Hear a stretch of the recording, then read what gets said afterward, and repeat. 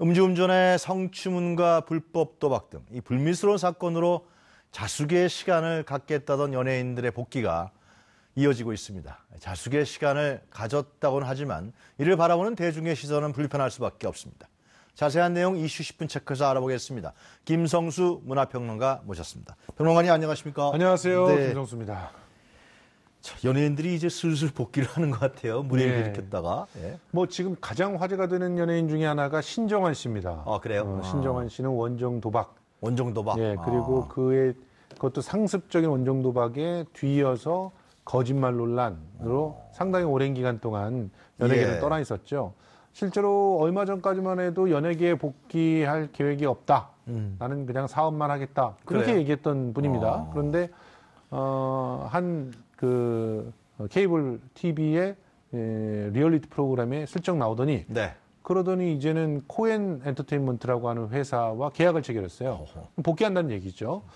그런데 방송사들이 아주 좋아하고 있습니다. 왜 그렇게 좋아해요? 신정환 씨와 이렇게 필적할 만한 그런 예능 감각을 지닌 사람이 거의 없어요. 그만큼 아주 예능감에 있어서는 탁월한 존재였기 때문에 지금까지 사실은 기근이 심했거든요. 진행자들의 기근이 심했는데 그런 기근들을 좀 해결해 줄 수 있는 그런 역할을 할 거라고 보고 있습니다.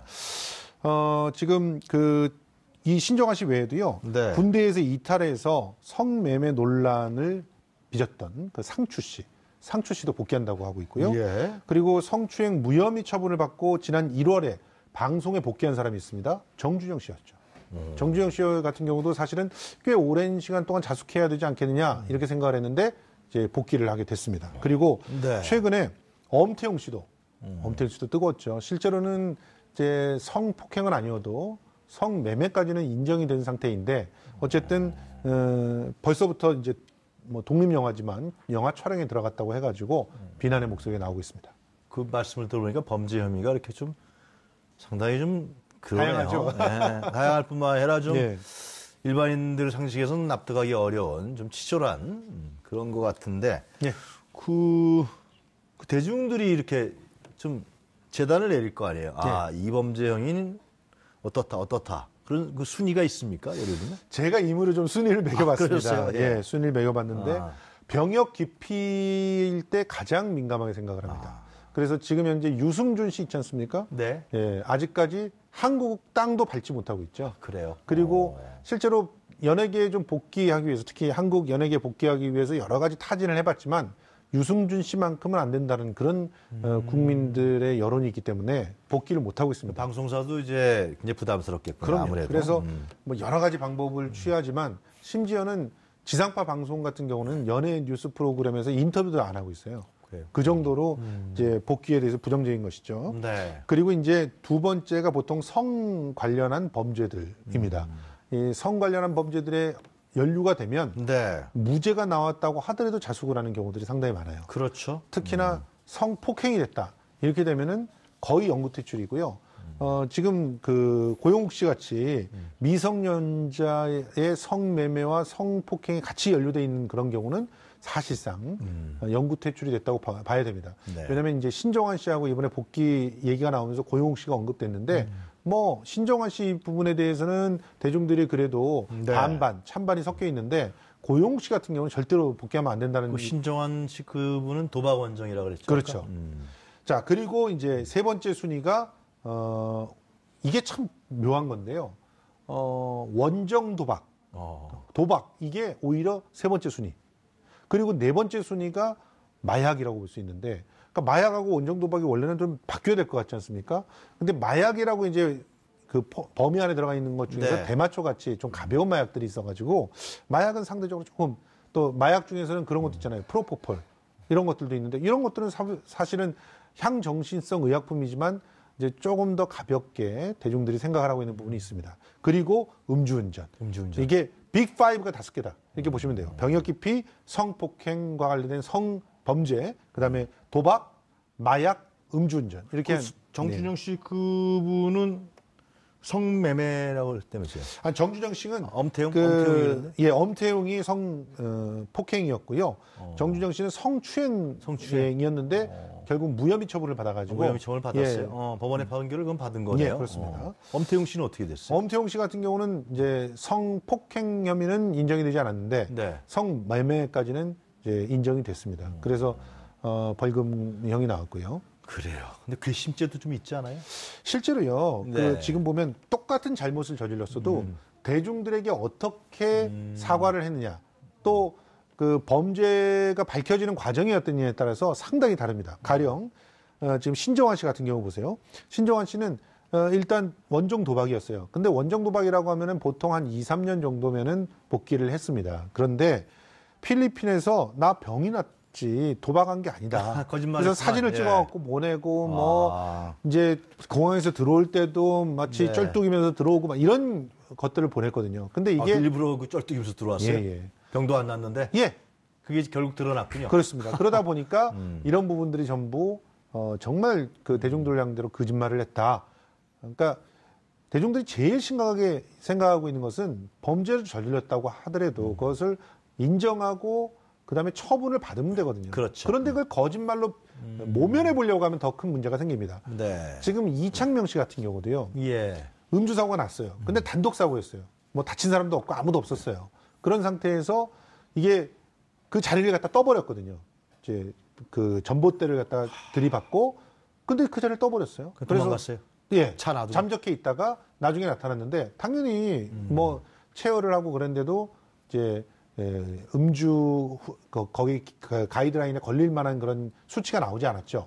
근데 그것을 요즘엔 역산해 가지고 하는 그런 방법도 있지만 그걸로 해서 검찰은 증거를 제시했어도 무혐의가 나왔어요. 그런데 대중들은 이걸 굉장히 싫어합니다.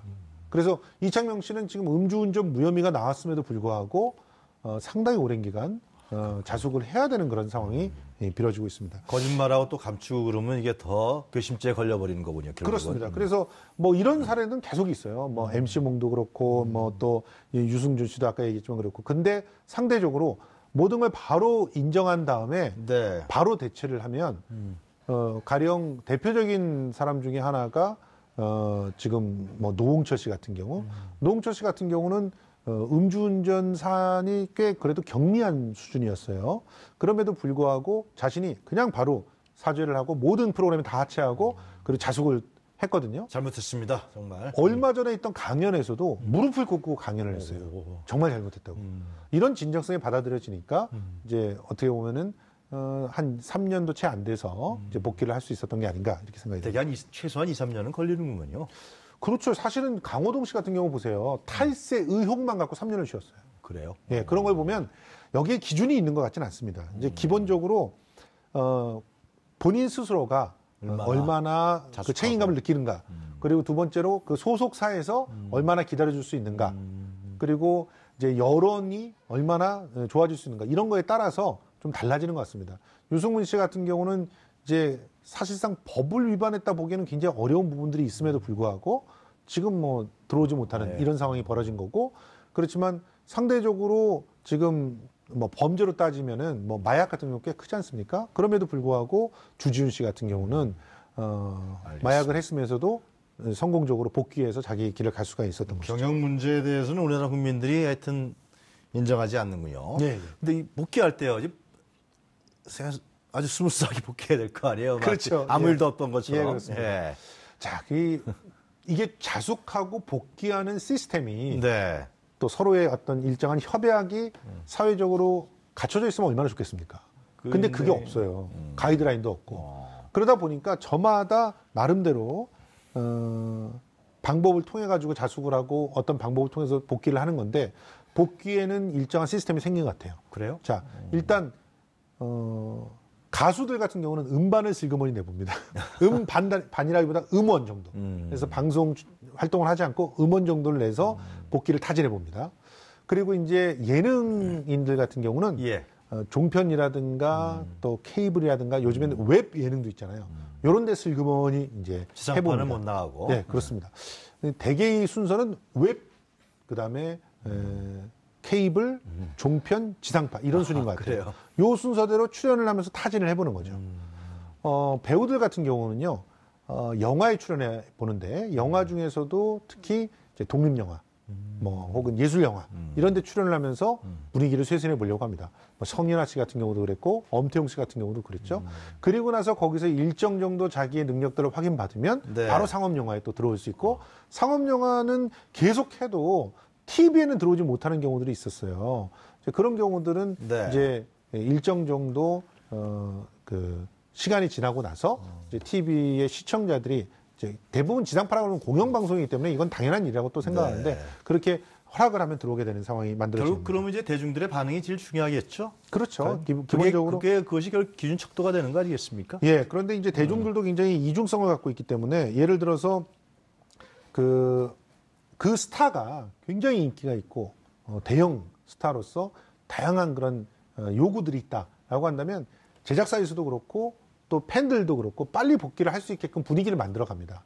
그런데 상대적으로 A급 스타들이 아니었던 경우는 한 번의 실수만으로 영원한 나락으로 떨어질 수 있는 그런 상황이 되기 때문에 뭐 그런 이중적인 잣대들이 좀 불공평한 거 아니냐 이런 얘기들도 있는 것이고 대중들은 아까도 말씀드렸지만 거짓말을 더욱더 민감하게 생각하기 때문에 당장 눈앞에 벌어져 있는 범죄의 경중보다는 네. 팬들에게 어떻게 되느냐 이런 부분이 상당히 가슴 아파지게 이렇게 되는 것이기 때문에 이런 부분들을 고민해야 되고요. 사실은 지금 이수 씨 같은 경우 성매매 혐의가 있었어요. 특히 미성년자 성매매 혐의였어요. 이수 씨 같은 경우는 지금 모차르트라고 하는 그 작품에 캐스팅 발표가 난 다음에 뭐 빗발치는 비난이 있어서 지금 2009년도 일인데 아직까지 복귀를 못하고 있습니다. 미성년자 성매매는 진짜 아주 심한 거 아닙니까? 하여튼, 그렇기 때문에. 하여튼 그러면서 대중 공인이 된다는 것 자체가 참 인정하기 쉽지 않은데 그 종합적으로요. 우리 김성수 문화평론가께서 종합적으로 이런 대중 연예인들의 범죄를 저지르고 다시 복귀하는 연예인들의 어떤 그 기준이라 그럴까요? 네. 아니면 대중들이 접해야 되는 환경이라고 할까요? 이거 어떻게 사실은 가이드라인이라 그러면 참 뭐 없겠습니다만 어느 정도는 가이드라인을 만들어야 되지 만들 않을까 하는 필요가 생각이 있어요. 있어요. 그래서 연예제작자협회라든가 네. 방송국들이라든가 사실은 지상파 방송국은 내규의 형태로 갖고 있습니다. 그래서 대략 어떤 무리를 빚은 사람은 대략 몇 년 정도 이렇게 가이드라인을 어느 정도는 정해놓고 있는 걸로 알고 있는데 이제 전반적으로 그게 통용되는 게 아니라는 거죠. 네. 그런 측면에서 지금쯤은 한번 시도를 해볼 때가 되지 않았나. 그래서 아예 퇴출할 때의 방법 그리고 다시 복귀시킬 때의 어떤 순서 이런 것들도 좀 사회적인 합의를 좀 해볼 필요는 있지 않을까 이렇게 생각이 들고요. 그리고 특히 시청자들이 민감하게 생각하는 그런 연예인들 같은 경우는 아무리 그런 사회적 합의가 된다고 해도 사회적 합의라고 하는 게 안 되는 거잖아요. 실제로 제작을 하고 또 뭐 매니지먼트를 하고 이런 사람들끼리는 약속이 됐다고 해도 네. 시청자들이 받아들이지 않으면 결국은 들어올 수가 없는 상황이기 때문에 이제 이런 부분들은 또 다른 자정장치로서 작동할 수 있어서 가이드라인을 지금쯤은 한 번쯤 만들어 보는 것도 괜찮을 것 같습니다. 저는 이제 염려가 되는 게 네. 물론 이제 뭐 영화나 TV에서 이 뭐 능력이 있고 예능 있는 사람들이 나와서 돈을 벌고 그런 것도 중요하겠지만은 이 사람들 어차피 대중에 나타나는 공인이 되는 거 아니에요, 다시? 네. 그러면 청소년이라든가 일반 사람들이 봤을 때 저런 그 추악한 범죄를 저지르는데도 대충 검증 없이 다시 또 나타나서 공인이 되고 대중 인기 연인이 된다. 이런 걸 어떻게 봐야 할지 참 안타깝습니다. 그래서 더더욱 검증이라든가 절차가, 공공성에 대한 검증이라든가 이런 부분들이 있어야 좀 더 엄격한 절차가 예. 필요하지 않을까 생각되는데. 그래서 뭐 충분한 뭐 예. 사회봉사 활동들을 한다든가 예. 뭐 그런 형태의 그 조항들을 네. 그 가이드라인한테 집어넣어 두는 것이 좋을 것 같고요. 그리고 이런 생각도 해볼 필요가 있는 게 우리는 직장은 잃을 수 있는데 직업을 잃지는 않잖아요.